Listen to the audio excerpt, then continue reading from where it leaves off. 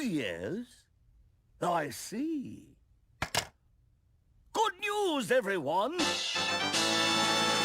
Today's video is brought to you by me, Jeff Hicks, and my new book, Tits and Art. Tits and Art, or TNA, is my new annual project. It's a big 11 by 17 full-color book busting out with beautiful women and beautiful art. Sign-ups are live now. It's only live for 30 days, so I can guarantee delivery by Christmas. Sign up today, link in the description below. The following is a world-class Bullshitters exclusive.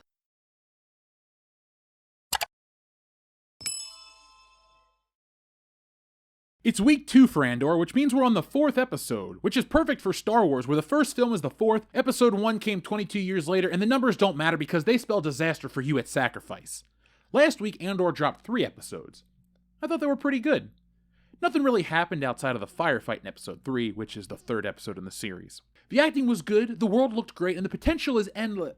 Well, this is Disney Star Wars, so let's keep a level head here, shall we? This week's episode gave us a better picture of what this show is destined to be. 2 seasons. Disney has a lot of faith in Andor. Outside of the episode commitment, the detail to visuals is incredible. I'll harp on it weekly. This show looks great. Maybe it's because I was so disappointed by Obi-Wan, or maybe disappointed by the fact that Obi-Wan was done so poorly. There's only so much the Star Wars brand can weather. Cheap, quick one-offs aren't helping Star Wars. That's why Andor may be dull for some, but it's building towards something, hopefully.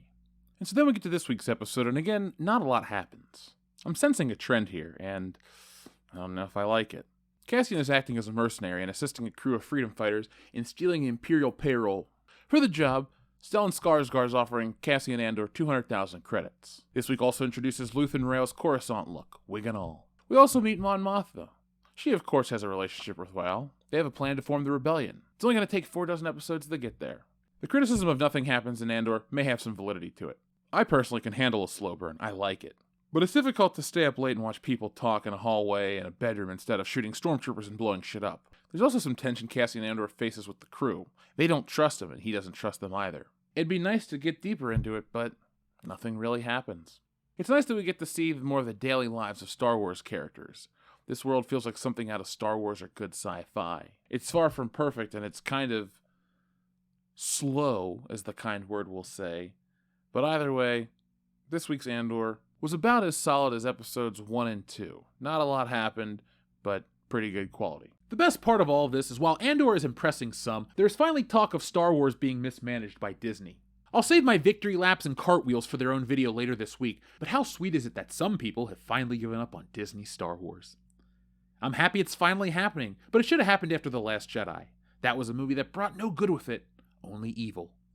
Andor is much more enjoyable than what came before it, but is that going to be enough? I say we need to see all of Andor and a good season of The Mandalorian and the other shows to have a halfway decent baseline of quality.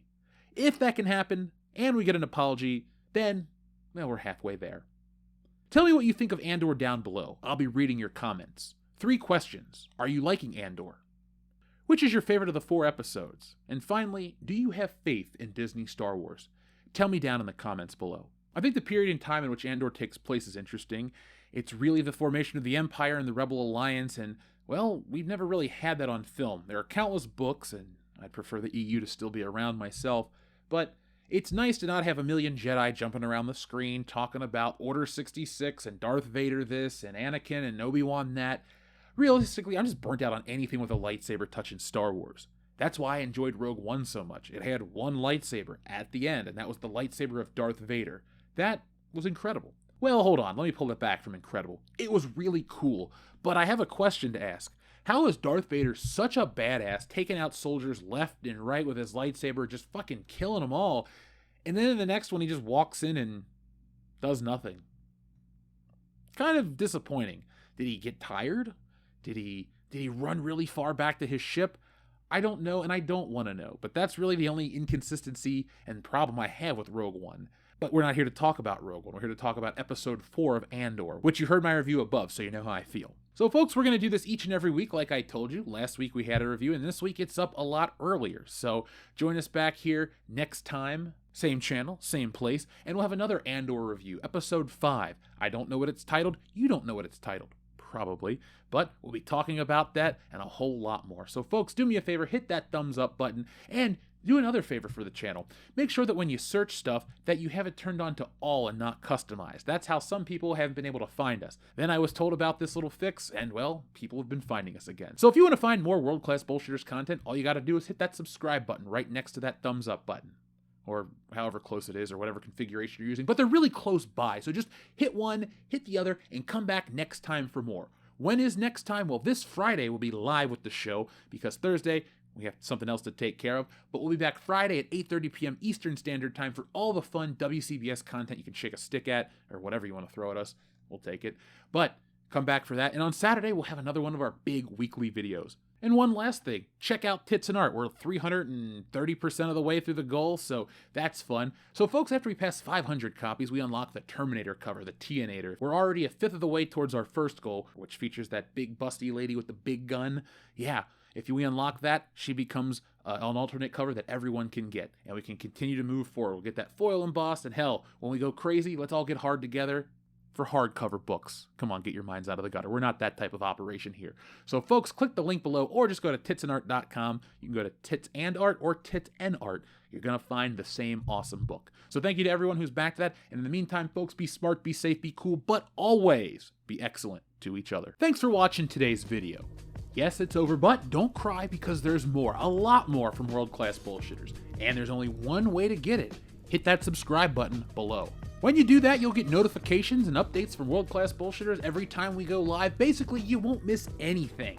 And if there's one thing I hate, it's FOMO. But the thing most people hate more than FOMO is fear of missing out on World Class Bullshitters, because there's just some things you can't undo.